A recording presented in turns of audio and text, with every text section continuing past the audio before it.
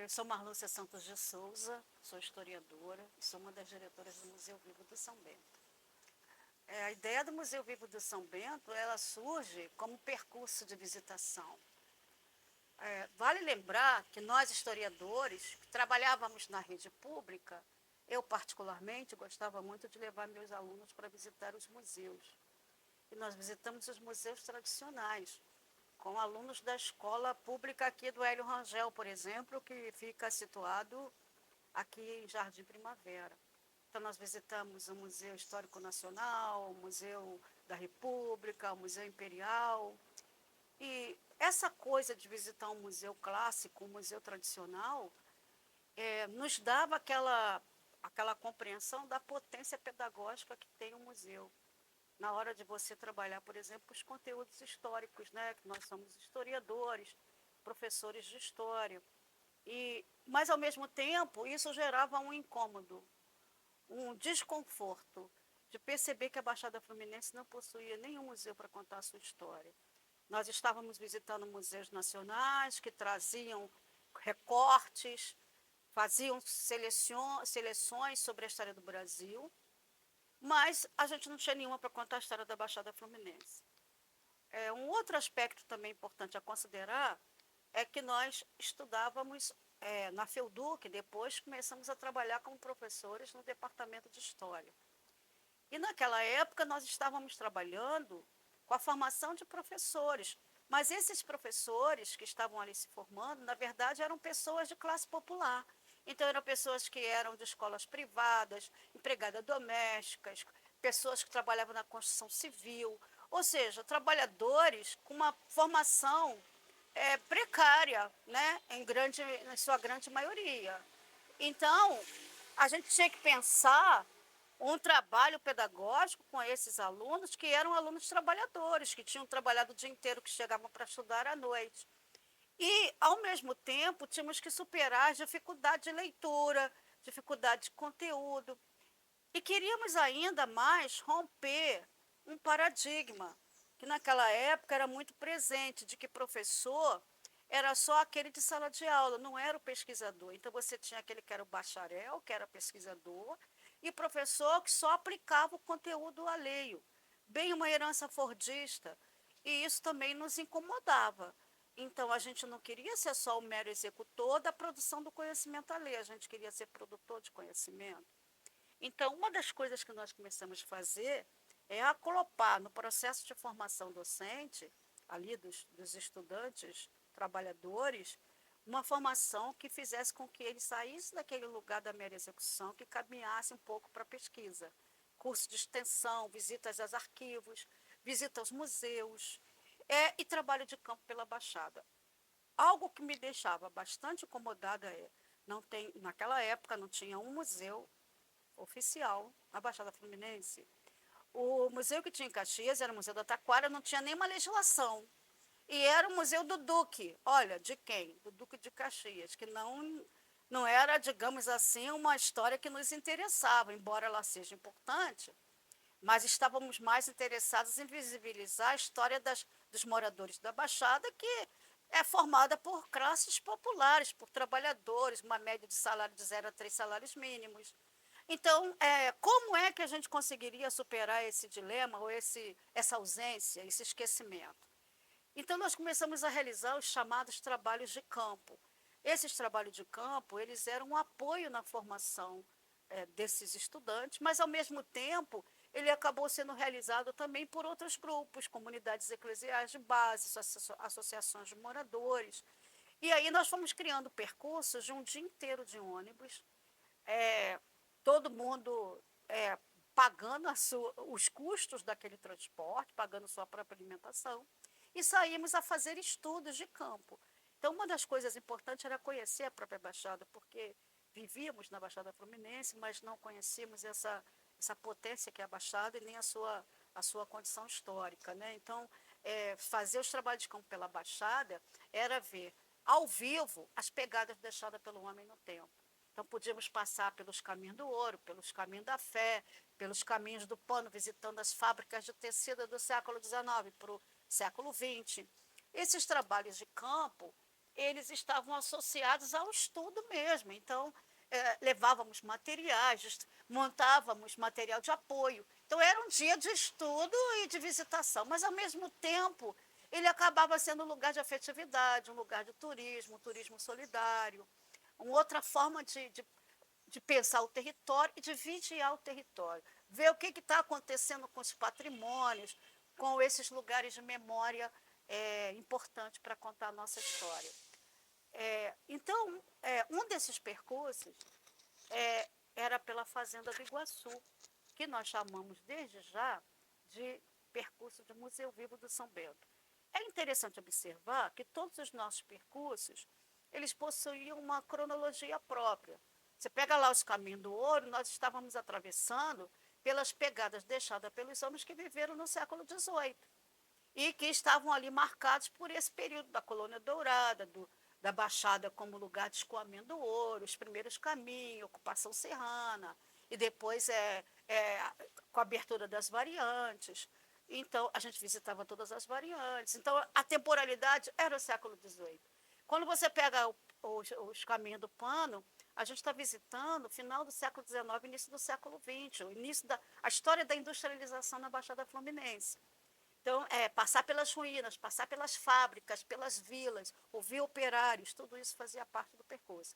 Conhecendo Caxias, a gente pegava Caxias urbana, né, do século XX, o centro de Caxias. Caminho da Fé, que eram 4 caminhos, a gente perseguia um pouco as matrizes de freguesia e as suas filiais, entendendo um pouquinho essa estrutura administrativa, a estrutura fundiária, o funcionamento das freguesias, das irmandades. Mas, no caso do Museu Vivo do São Bento, ele tinha uma diferenciação. Ele era o percurso mais realizado, mais feito e com vários grupos diferentes, inclusive com grupos internacionais. Nós recebemos grupos da Itália, um ônibus de estudantes norte-americanos. Então, o que tinha desse que nós chamamos de museu? Porque nós utilizamos as edificações como vestígio, como pegadas deixadas pelo homem no tempo, e incluíamos outros acervos, fotografias, documentos, materiais variados, que nós carregávamos numa pasta xadrez, né? Além de distribuição de texto. Em algumas vezes, ali na Casa de Retiro São Francisco, nós montávamos mural, com barbante e pregadores com as fotografias da fazenda que nós tínhamos encontrado, que eram fotografias de 1918. Então, o que tinha de interessante nesse percurso? Era mais feito porque podia ser feito a pé. E os outros todos exigia a existência de um ônibus, né? A outra coisa é que você fazia pela manhã, então não tinha almoço, então ele saía mais barato. Mas eu penso também que as pessoas gostavam porque nessas edificações tinham vestígios de pegadas de temporalidade muito diferentes. Então você vai lá para Sambaqui, que você tem os primeiros habitantes, que são os povos das Conchas. Você tem vestígio da ocupação Tupinambá. Depois você tem os vestígios da fazenda colonial, que era da Fazenda do Iguaçu, que foi a primeira fazenda de ocupação portuguesa. Ela é o marco da colonização portuguesa e da conquista portuguesa sobre o território indígena. E essa edificação ela foi tombada, chamado Complexo da Fazenda do Iguaçu, foi tombado como patrimônio histórico nacional. Então, é uma fazenda que pertenceu ao Cristóvão Monteiro, mas que depois passou para as mãos da Ordem de São Bento, em 1591. Então, nós tínhamos também uma coisa inédita, uma fazenda que, de 1591 até 1922, ela foi administrada pelo Mosteiro de São Bento, pela Ordem. Então, ela ajuda a contar também essa presença da Ordem de São Bento na Baixada Fluminense. É uma fazenda que atravessa 3 municípios, Caxias, Nova Iguaçu e Belford Roxo. Ela pega um território muito grande do município de Caxias, então é contar também, digamos assim, os vestígios mais antigos da ocupação da cidade de Caxias, também isso atraía. Além disso, quando essa fazenda deixa de ser uma fazenda das mãos dos beneditinos, ela passa a ser Terras da União. Então, ela abriga o núcleo colonial São Bento a partir de 1932. Agora, curioso, antes disso, ela abrigou 3 comissões de saneamento. Então, contar a história também dessas comissões, o caminho das ciências, o trabalho de pesquisa sobre a malária, os primeiros campos de pesquisa da malária, as políticas públicas de saneamento para combater o impaludismo e a malária, todas, e assim, a partir da instalação do núcleo, um conjunto de políticas públicas instituída pelo governo Vargas. Então, Cidade dos Meninos, estação fitossanitária, a construção de casas de colono, todas as edificações, correio e telégrafos, armazém, o Esporte Clube São Bento. Então, muitas edificações, as tulhas, que representavam essa era Vargas, e um período de era Vargas com muitas intervenções. Então, cada edifício ele nos ajuda a contar um pouco. E a partir dessas edificações, também a possibilidade de instituir em cada uma delas informações sobre elas e até exposições no seu interior. Então, assim, a ideia de você ter uma exposição também, ela também qualificava melhor a ideia de museu. E o fato de que nós pesquisávamos muito fortemente a história dessa fazenda, a história do núcleo colonial, inclusive nos nossos cursos de graduação, junto com os nossos alunos. Então, nós tínhamos pesquisa, nós tínhamos as edificações, levávamos materiais e depois começamos a montar exposições no percurso. Então, como ele era o percurso mais frequentado, inclusive por pessoas que vinham de outros países, porque era contar também um pouco a história das cercanias da Guanabara, do oeste da Baía da Guanabara. Então, por exemplo, nós recebemos uns estudantes norte-americanos que estudavam história do Brasil, que estavam interessados em ver como começou a ocupação na Baía da Guanabara, quem foram os seus primeiros habitantes, como é que foi esse processo de colonização. E os caminhos do ouro saem do Rio de Janeiro, atravessam a Bahia. Professor Antônio Augusto, o que motivou a criação do Museu Vivo do São Bento?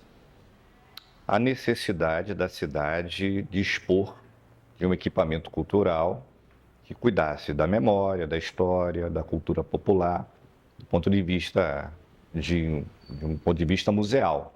A ideia de um museu que tratasse da Baixada Fluminense, tratasse da cidade de Duque de Caxias e pudesse ser um espaço de visitação para que as novas gerações conhecessem de uma maneira afetiva toda a longa, profunda e importante história do nosso território. O Museu Vivo de São Bento tem esse nome porque está no bairro de São Bento, que é herdeiro territorial da Fazenda São Bento do Iguaçu, e a partir dessa âncora do bairro do São Bento, o Museu Vivo do São Bento, com o seu acervo, com as suas coleções e com as suas exposições, dialoga com a Baixada Fluminense.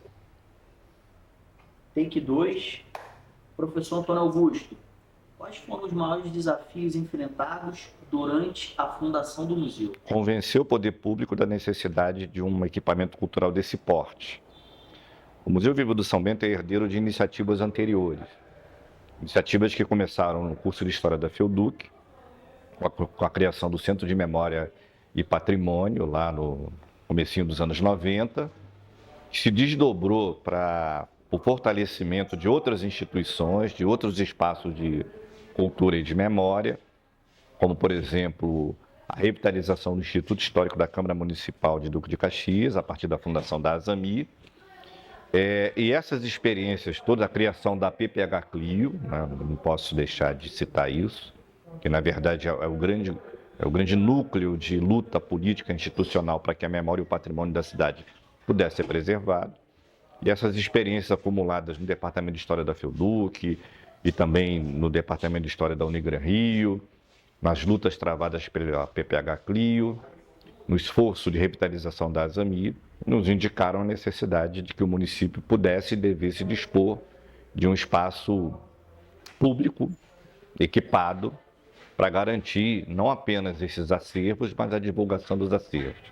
Mas o Museu Vivo do São Bento, que era de 2008, ele foi antecipado em lei municipal pela criação de 2 centros de pesquisa em 2005. Então, o Museu Vivo do São Bento é quase uma coroação dessa luta toda, dessa geração de pesquisadores, professores, alunos dos cursos de História da FEUDUC e da Unigran Rio, que depois vão se tornar professores e vão levar a bandeira do estudo, da valorização da cultura da Baixada Fluminense e do patrimônio da Baixada Fluminense para as salas de aula. Então, repetindo, o Museu Vivo do São Bento acaba virando esse grande coroamento. Então, a dificuldade maior foi convencer o poder público de que esse museu precisasse existir. E aí a gente conta com a colaboração assim, central também do Sindicato Estadual dos Professores de Educação. O Museu Vivo do São Bento tem uma peculiaridade, ele foi criado a partir de uma pauta sindical. E essa pauta sindical ela foi abraçada por conta dessa militância. Os professores que são ao mesmo tempo, né, profissionais de educação, eles a partir dessa formação prévia e dessas lutas constantes em defesa do patrimônio, por dentro das pautas sindicais, abrigados pela diretoria do CEP municipal, do núcleo municipal do CEP, acabaram levando essa reivindicação ao poder público. Isso acabou sendo garantido no primeiro mandato do prefeito Washington Reis. Vai fazendo. Pergunta 3, take 3. Professor Antônio Augusto, como vocês conseguiram mobilizar a comunidade para apoiar o projeto? Então, uma das facetas mais interessantes do Museu Vivo do São Bento, que ele foi criado no âmbito municipal, da rede pública municipal. A sua sede é uma ex-escola, que é a Anísia Vilela, uma escola antiga da rede, um prédio antigo, que antes disso fazia parte do complexo do Núcleo Colonial São Bento. Lá no finalzinho dos anos 90, essa escola foi transferida por uma sede maior, ao lado da Felduc, transferida para lá. O prédio ficou em decadência e acabou sendo alvo desse nosso esforço de ter um espaço público reformado para poder garantir que o museu pudesse ser assentado, que os centros de pesquisa pudessem ser assentados e depois, em 2008, o museu. E o diálogo que a gente tem com a comunidade de São Bento acabou sendo fundamental, porque como o museu trata de uma história dessa comunidade, a história profunda da fazenda, antes dela da história dos primeiros habitantes do território, os povos sambaqueiros, tupinambás, a experiência quilombola no século XIX, mas é, de fato, um aparelho cultural centrado num bairro complexo, com as suas lutas e com as suas pautas. E o Museu Vivo do São Bento, ele filia-se à tradição da museologia social, da museologia comunitária. Então, uma das suas tarefas, além de experimentar e apresentar a memória, o patrimônio local, né, circunstancial, do bairro, da cidade, das pessoas que fizeram a luta do bairro. A gente entrevistou muitos moradores antigos, com ligações, inclusive, né, com as primeiras experiências do Núcleo Colonial São Bento. Essa comunidade, naturalmente, foi tomando o museu para si, né, foi entendendo que o Museu Vivo do São Bento era um equipamento cultural importante para a formação, para a afetividade, para despertar os interesses, mas também um equipamento que reforçava as pautas de luta da comunidade, não apenas do São Bento, mas a partir das lutas do São Bento. O São Bento, o bairro do São Bento e adjacências, eles compõem uma área de proteção ambiental. O bairro do São Bento e adjacências, nas últimas décadas, foram alvo de um intenso detalhamento de terras, ocupação ilegal de terras, e isso foi trazendo as consequências quase que imediatas desse tipo de ocupação. E aí as carências e as lutas da comunidade acabaram sendo abraçadas pelo museu, por conta da natureza de museu comunitário que o Museu Vivo de São Bento tem. E isso vai ganhando o apoio da comunidade, que vai entendendo que esse equipamento cultural vai lhes servir, vai lhes somar nas suas lutas, e acabamos sendo, digamos assim, abraçados pela comunidade. Evidentemente tem aqui e ali suas limitações, né? Mas a gente tem uma relação muito boa, muito saudável com a comunidade de São Bento, como não poderia ser diferente. Emendando um pouquinho, tem a sua... Você começou já a falar sobre isso, mas a última pergunta é sobre isso. Assim, qual foi a reação inicial da comunidade à criação do museu? A reação inicial foi de estranhamento, porque vários representantes da comunidade, a princípio, apontavam outras necessidades. Por exemplo, uma creche. Eu lembro que nas primeiras reuniões que a gente fez, a comunidade propunha, defendia que esse espaço, que hoje é a sede do Museu Vivo de São Bento, se transformasse numa creche. Então a gente acabou dialogando com a comunidade, dizendo, não, a instalação do museu ajudará ou ajudaria na constituição de outros equipamentos culturais, entre os quais a creche.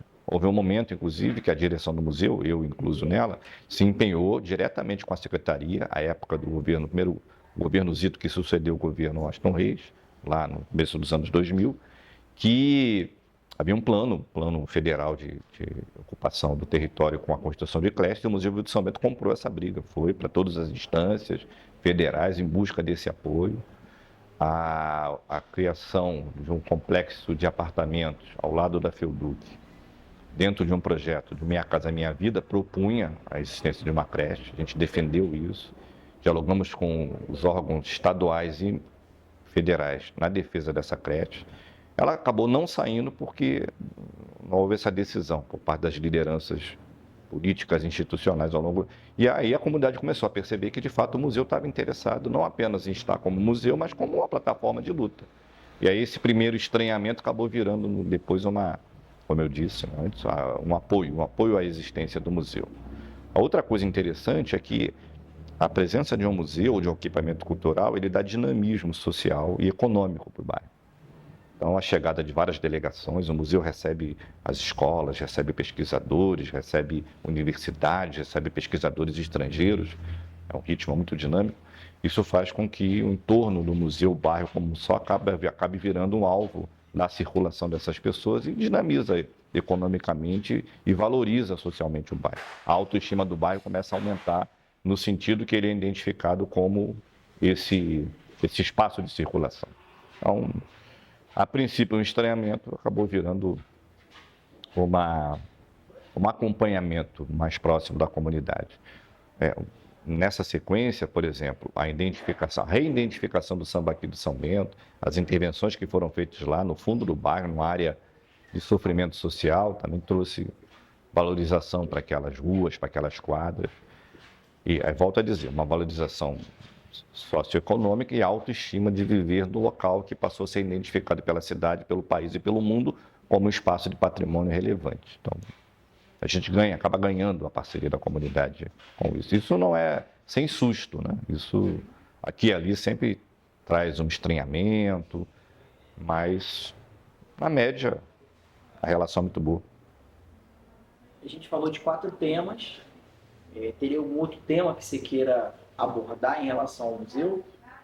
Tem um tema muito legal que é a legitimação do Museu Vivo do São Bento como uma experiência relevante no campo da museologia social. O Museu Vivo do São Bento faz parte da REMUS, que é a Rede Estadual de Museologia Social. Ele foi criado basicamente na mesma época em que um grande parceiro da museologia social, que é o Museu da Maré, foi criado. E desde o início, o Museu Vivo do São Bento ele luta para dentro da comunidade e luta também para fora das instâncias de legitimação e de valorização do patrimônio e da história, não apenas regional, mas nacional.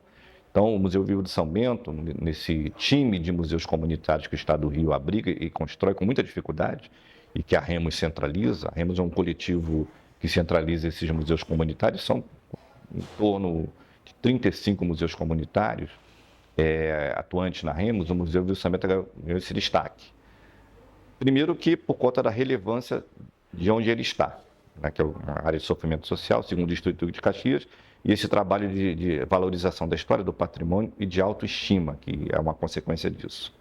E segundo, pelo fato de que, ao ser um equipamento público, ele, em algum momento, ele ganhou uma relevância de expansão da sua simbologia enquanto museu. O Museu Vivo de São Bento ele vai a várias instâncias internacionais. Exposições no Museu Vivo de São Bento já foram oferecidas ao Museu do Louvre na França e aos museus clássicos da Espanha, né, e outros países. A presença dos pesquisadores do Museu Vivo de São Bento, nas palestras, nas formações, nas universidades, faz o Museu Vivo de São Bento ganhar essa centralidade. Ele não é melhor do que nenhum outro museu da REMUS, mas ele é um grande porta-voz da REMUS, né? Ele é um grande defensor da museologia social e da necessidade da existência de uma articulação estadual e nacional, que a REMUS procura fazer, e das cobranças incisivas que se faz para que essa prática museal, que é a museologia social, e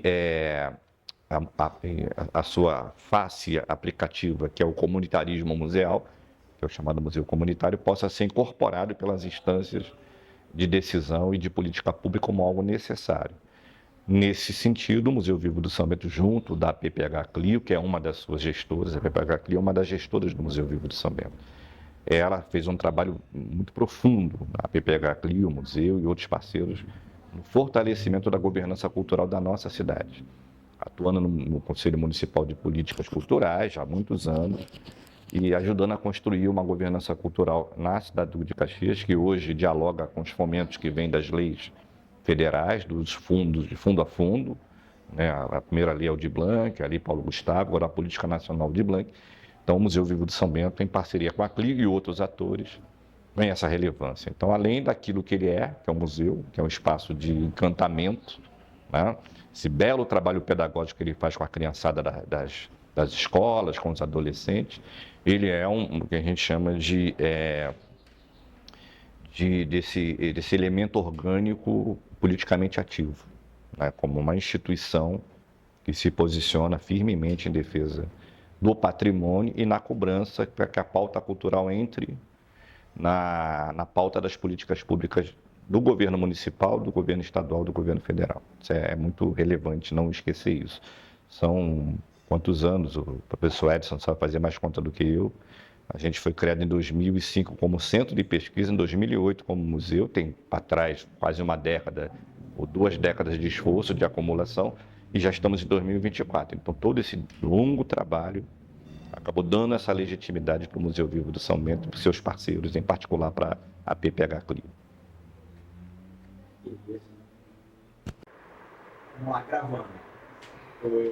O que motivou a criação do Museu Vivo do São Bento, Marisa?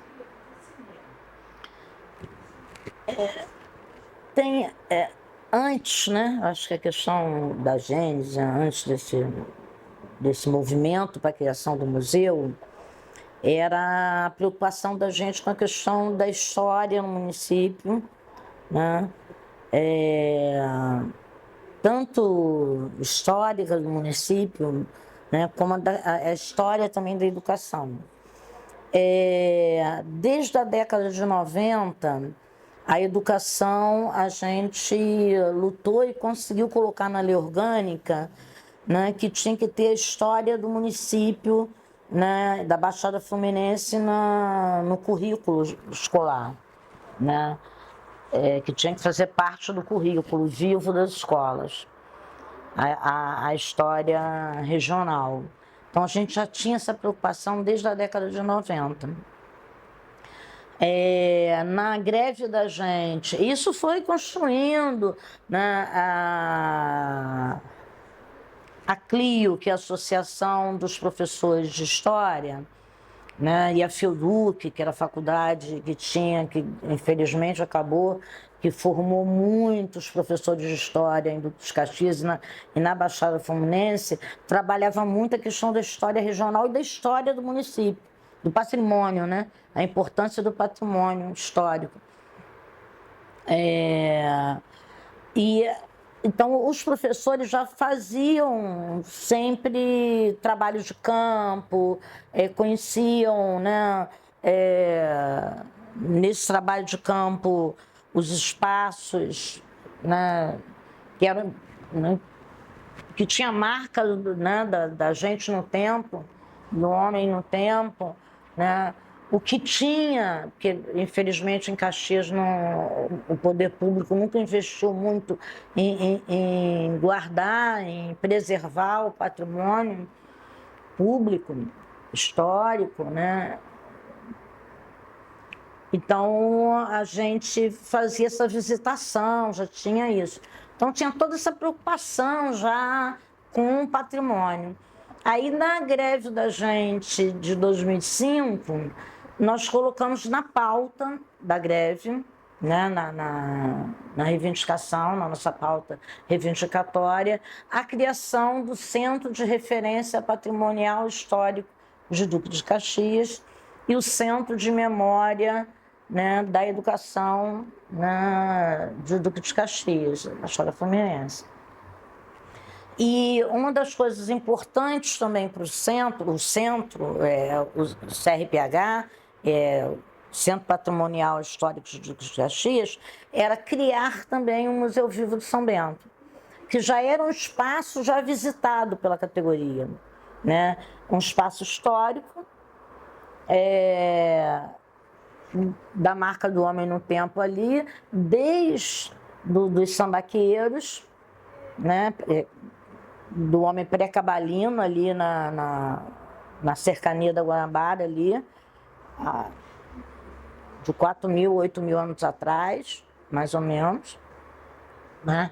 E a gente já visitava, né? Tinha esse sítio arqueológico, que é uma aluna da FEUDU que encontrou em 2002, se eu não me engano, e já fazia visitação, mas estava, né, com o tempo acabando, porque era um sambaqui de encosta, né? Que o sambaqui é montado de conchas, né?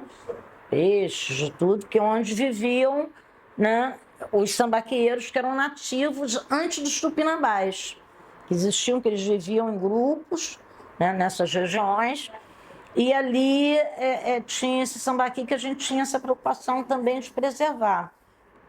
Então tinha o sambaqui, né, de 8.000 anos atrás, ali, né, na cercania. Ali também a tribo Jacutinga, naquele mesmo espaço dos tupinambás, ali, né, também nesse território que futuramente seria o Museu Vivo de São Bento, né?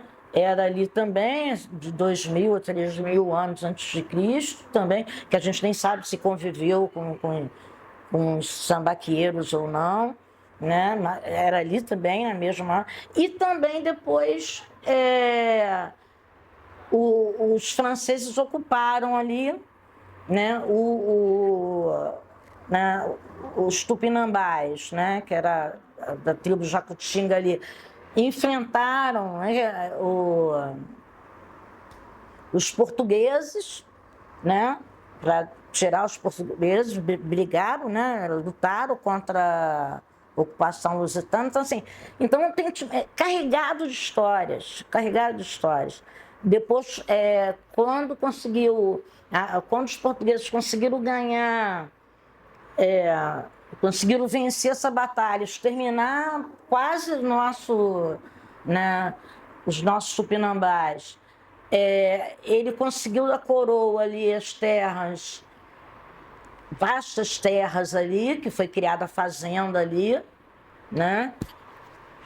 E que também, aí tinha também toda essa coisa dos quilombolas na região. Então, quer dizer, uma região, e era fundamental criar, então, esse museu vivo ali, porque tinha toda uma história. Depois, ali em 1932, o Vargas criou no Colonial de São Bento. Então, a gente, né, viu a importância de criar o Museu Vivo de São Bento, que é um ecomuseu, um museu territorial, que fala exatamente dessa história. E foi bem recebido dentro da categoria, a criação na época? Foi recebido bem? Foi, tanto que fez parte da pauta de reivindicações, né? Porque eu já fazia essa visitação, já tinha.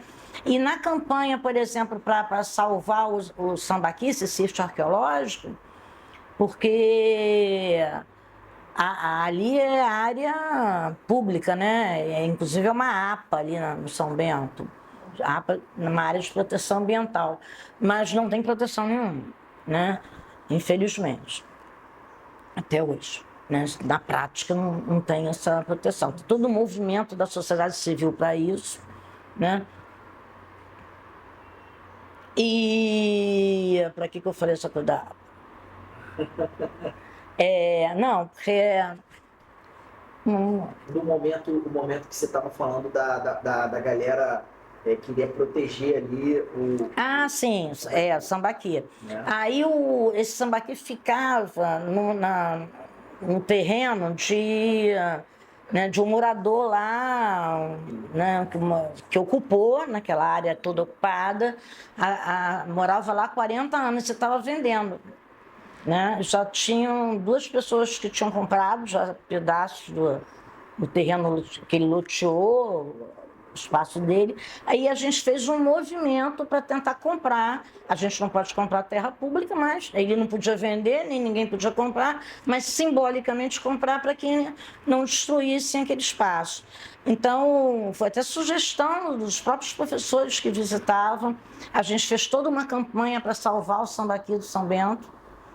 E assim, uma campanha muito legal que os alunos das escolas em Caxias fizeram campanha e ajudaram, contribuíam, né? Você viu os trocadinhos que vinham, os professores contribuíram, né? As universidades, os sindicatos, então teve todo um movimento, né? E a gente fez as reuniões antes com a população para falar da importância desse museu. No início, tinha gente que falava assim, com a sede, que hoje é a sede administrativa do museu, no início tinha gente que achava que queria que fosse uma praça, ou queria que fosse... Aí tinha vereador que queria que fosse centro social, não sei o que, não sei o que. E a gente começou a discutir a importância do museu, que era um museu, porque de falar dos espaços, de falar, né, do passado. Quais desafios vocês tiveram, assim? Você já falou da porquê da criação do museu. Agora, assim, foi uma database.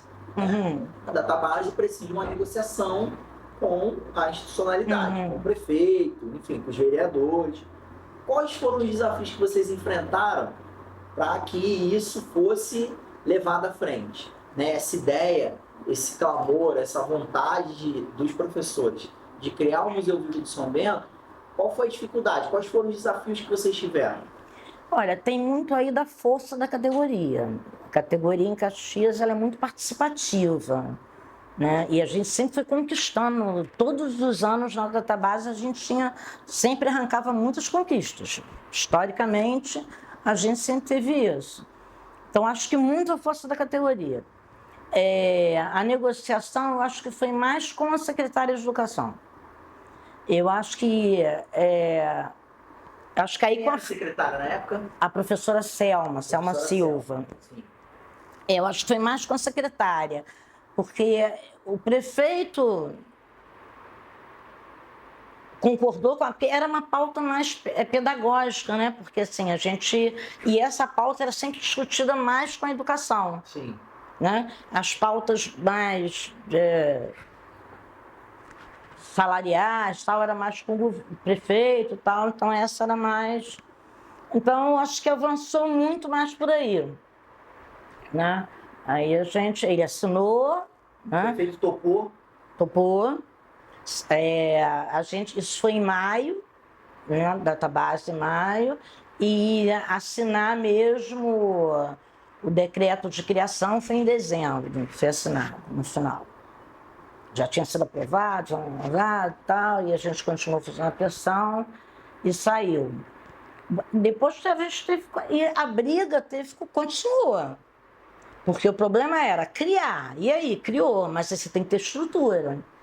E aí você não tinha, né?